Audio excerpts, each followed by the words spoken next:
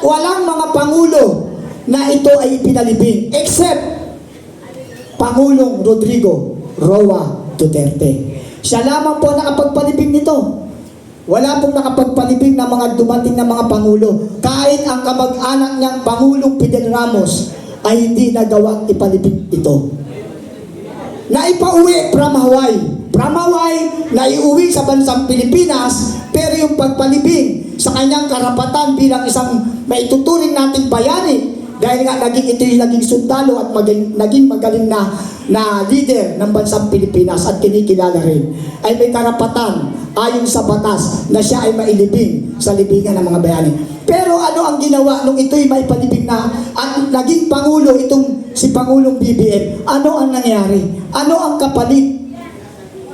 Nakipag-connivance sa mga ICC o sa Netherlands para makidnap ang ating mabuting leader na Pangulong Rodrigo Roa Duterte. Yan ay isang dahilan din. At may isa pang dahilan, dahil ako ay OFW, ex-OFW na.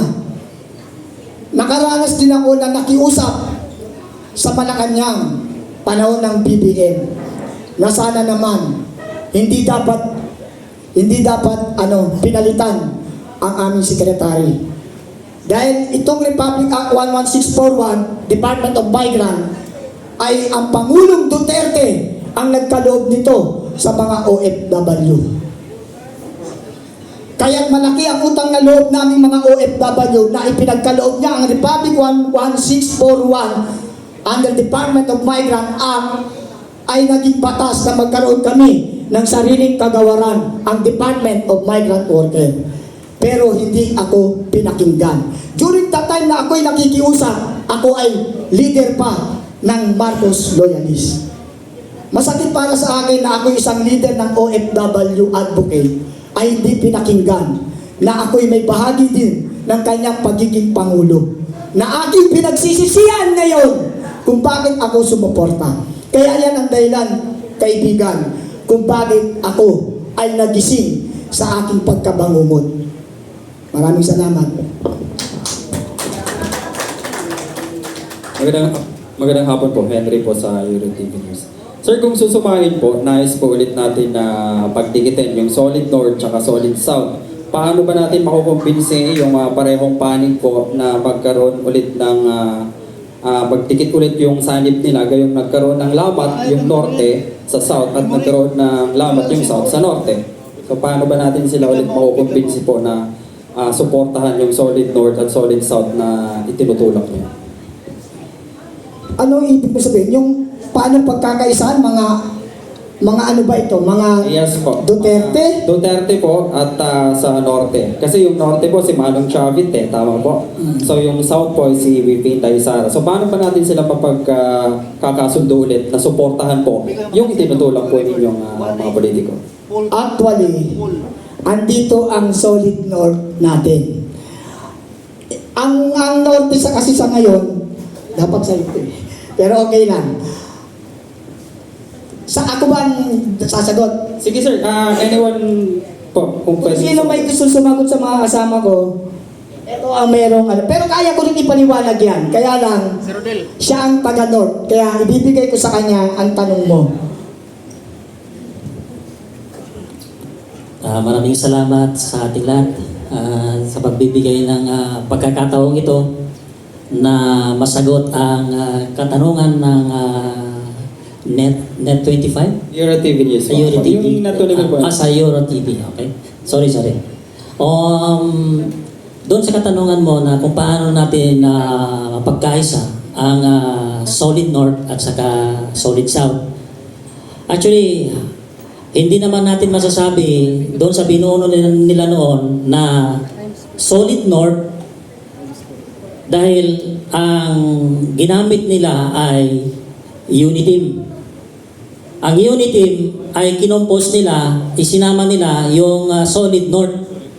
Kaya sinasabi nila na Solid North. Ngayon, ang inyong lingkod, ang Agila ng Cagayan ay bumuo ng Duterte Solid North. So, ito natin napatunayan ng Solid North noon na naka-umbrella sa Uniteam, hindi na sila solid. Dahil na sa atin, ang karamihan na sumusuporta noon kay BBM sa Norte at ngayon, nandito na sila sa Duterte Solid North. At sa katotohanan, meron tayong binubuo na show force para sa mga ating mga bashers dyan na nagsasabi na ako lang daw ay mag-isa. For your information, during the campaign of Bongbong Marcos, ako ang nag-organize ng kilusan ng mga bagong leader sa Pilipinas at registered yan sa SEC, at ako ang nagparating ng 181 units na nagsuporta kay BBM dyan sa Mandaluyong headquarter, at ako ang nagpatawag ng daan-daang leaders mula doon dito sa norte hanggang doon sa Mindanao. Sumakay pa sila ng eroplano, gumastos sa lahat yan dahil kami ay nagkanya-kanya kami. So, ngayon, kung tayo ang magsasabi ngayon na former Marcos loyalist na gumalaw noong panahon ng eleksyon noong 2022, ay masasabi ko Duterte Solid North at Duterte Solid South ay nagkakaisa. Maraming salamat. Sir, sorry, follow lang. Kung iisipin po, sa inyong palagay, nabuwag na yung Solid North na hawak dati na nabuo ng BBM. Yes. Dahil ako ngayon, ang mga grupo ko, Solid North, ang hindi ko inaano yung Ilocandia, no? Ang North, pag sinabi mong North, Luzon. Pag sinabi natin na South, Mindanao. Central, Visayas. So tayo, ginawa natin ngayon, buong Norte, mula dito sa sa Region 4, B, A, B, hanggang doon sa Region 2, Region 1. Lahat yan, meron tayong mga leader dyan, kumikilos na. So, hindi na nila masasabi na sila ay Solid North dahil ang meron tayo ngayon ay Duterte Solid North. For my end na lang po kay Ferdinand. For my end po. Okay. Sabi kasi ni former Senator Antonio Trillanes sa isang press conference, magkakagulo daw ang Pilipinas kapag bumalik ang mga Duterte. Ano hong statement nyo tugon dito? Barking dog yan. Si Trillanes, kalugar ko yan, taga Caloocan. Tumakbo nga yan ng mayor, hindi nanalo. Kasi ito tandaan nyo, kung kayo ay matalinong botante, dapat alam nyo kung sino ang iboboto nyo. Meron kayong sariling pagsasaliksik, i-categorize and characterize nyo. Yan taong yan, hindi kilala sa Caloocan yan. Sa totoo lang, Trillanes, kalugar kita pero hindi kita kilala. Ako, 1967 pa nasa Caloocan ako. Diyan ako nagkamulat ng aking kaisipan. Kaya kilala ko ang mga original o antigong taga Caloocan.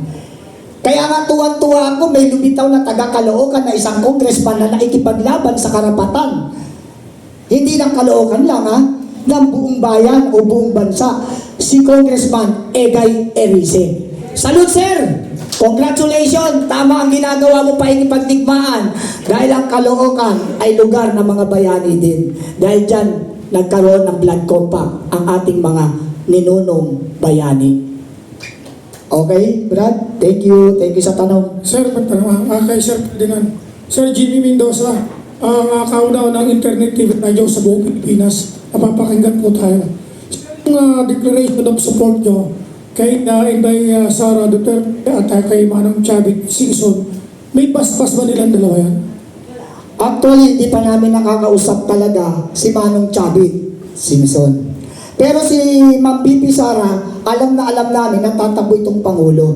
Pero wala pa rin siyang deklarasyon kung sino ang kanyang vice presidente. Kaya nga kaming mga former Marcos loyalists, nagsaliksik din kung sino ba ang may karapat dapat o sino may potensyal na maging katandem. Hindi po kasi namin pwedeng sabihin si Senator Bongo, Senator Marcoleta. Magdirigma po ang pamahalaan ngayon. Pinupolitika lahat ng mga dumidikit sa Duterte. Pero dahil tingin namin sa aming karanasan na si Manong Chavit ay may tapang na manindigan kung sakali mang siya'y magdeklara din. Hindi pa siya nagdideklara at hindi pa po namin siya personal na nakakausap. Ito'y aming pagkakaisa lamang ng mga former Marcos loyalists. Kaya ang aming paniniwala at pananaw, itong aming ginawang ito ay wala namang masama dito dahil ito'y aming karanasan at aming napagkasunduan. Kaya kung ipapartner man namin ito, si Ma'am President Sara Duterte at si Vice President Chavit Singson, malaking bagay naman dahil si Mr. Chavit Singson, kahit tignan niyo po ang lugar ng Ilocos Sur, makikita niyo po ang kanyang lalawigan na napakaunlad.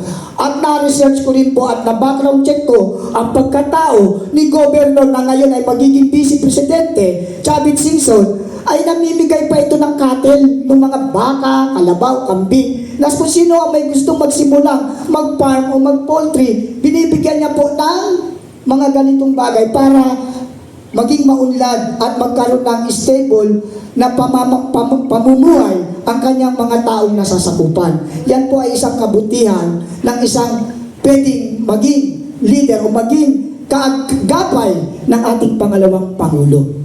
Sir, sa paanong pamamaraan nyo kukumbinsihin si Manong Chavit Singson at talaga naman may kalidad na siya pagdating sa North. Simula dyan sa La Union hanggang Ilocos Sur, Ilocos Norte, ang ganda ng karsada, pinaganda ng munisipyo.